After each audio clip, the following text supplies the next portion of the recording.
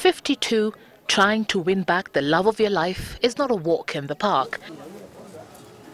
But Frederick Gashoka puts his best foot forward. He knows not to expect this to be about hugs and kisses.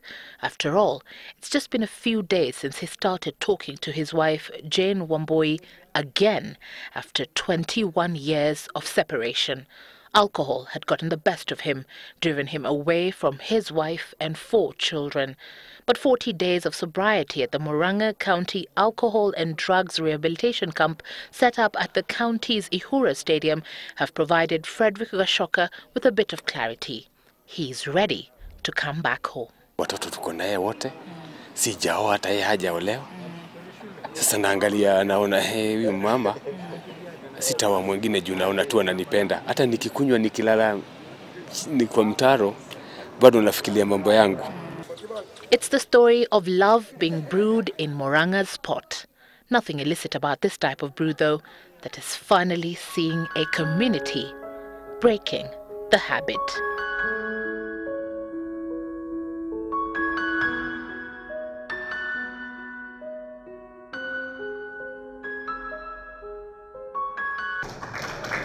On the 1st of July 2015, President Uhuru Kenyatta issued a directive that would change the course of business in central Kenya. Anybody who is involved in this business, this is now called a business of death. And we are no longer going to entertain a business of death. In Murang'a, it was never business as usual after that for dealers of the illicit liquor. A war had been declared. Jane Wambui Gashoka took this war to heart and was at the forefront of each raid, each spill. She walked in the front line not as a leader, but as a wife and mother. For her, it was personal. Jane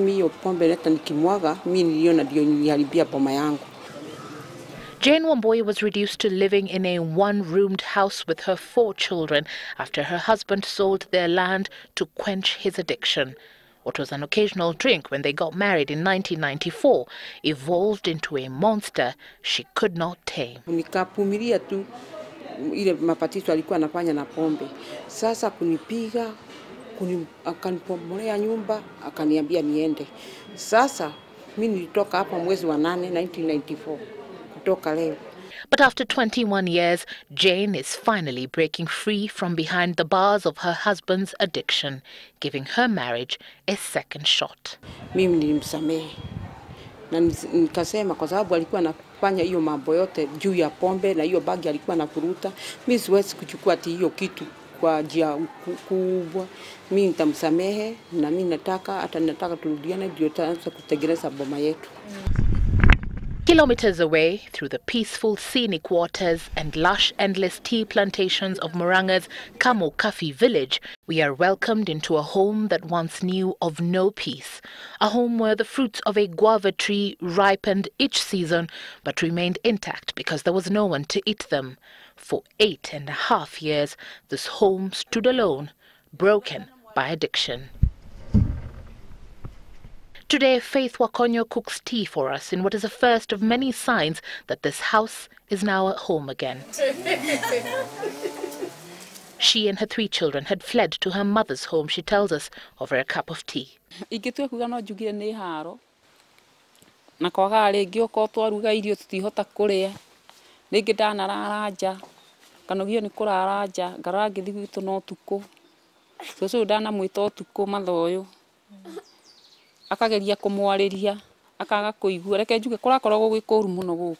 Her husband's decision to join the rehabilitation center now holds promise for her and her children. It's just been a few weeks and already she can tell a difference.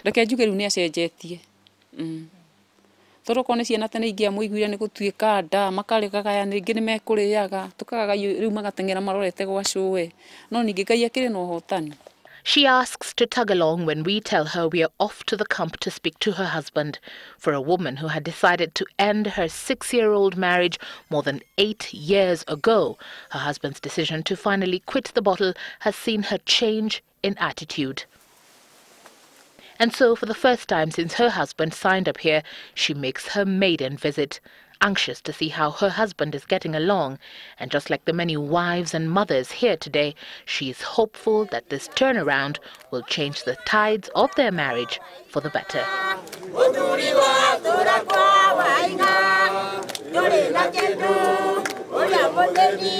A different tune is sung by the men and women here at Ihura Stadium, a promise of sorts that they will never again return to the path of sin. Over 500 men and women who had drowned themselves in alcohol and substance abuse, now walking the path of recovery through this 90-day program initiated by the Murang'a County government that sees them helpless when they come in, guides them through the murky path of withdrawal, and sees them come out the other side better members of the society, stronger, sober, ready to rebuild their lives. Their joy, if you ask men like 56-year-old Peter Kiiru, is the satisfaction that their families are willing to take them back after they walk the process. That their loved ones are there waiting, ready to give them a second chance at family as at life. Nataka kuchukua certificate yake juu nampenda. Na nanipenda sana. Sasa nataka juu nikiwacha pombe. Tufanye harusi. Nichukue certificate. Juu najua maisha itakuwa mzuri. The battle against alcohol and substance abuse in the area is far from over, but with each dawn, small victories are celebrated, like the one that is the Adonai New Hotel that has just recently converted from a popular alcohol bar into a hotel. Nilikuwa nauza akina Jabel, Taska, Guinness, hiyo tu. Lakini ingine ate ya kupima na maglass, mimi sikuwa nauza. Margaret is among the many businessmen and women who suffered the wrath of the war against illicit liquor. Tarehe 3 mwezi wa samba, mobu ikakunja. Wakati Uhuru alisema pombe imwage. Sasa wakati huo mimi nilikuwa kwa bathroom. Nikasikia milango ikifunjwa. Nikatoka kuangalia ni nini. Wakati nilitoka nikakuta ni mob wamejaa. Wanasema ati wanataka ile pombe haramu. Slightly over a month later, and Margaret has been forced to change her beverage preference and take on a new menu for her customers.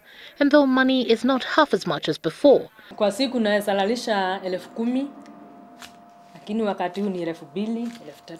She sleeps better at night, she says. Kuna mtu ananigongea. Unajua sasa mambo ya pombe niliwacha na nikabadilisha jina. The county government continues to invest funds to sustain this project that is its way of saving its community from drowning. You can construct very many roads, you can do very many roads, you can do very many buildings and many other projects, but if we don't take care of our human resource, then you're wasting our resources, because there'll be no one to walk on the roads, and if all our young men will be dead. The thing about alcohol and substance abuse in general is that it doesn't choose or discriminate. It takes on doctors, teachers, lawyers, mothers, fathers, sons and daughters. But also, the positive thing is that the path towards recovery is free and open to all. There's always a second chance. Evelyn Omboy, Citizen TV in Murang'a.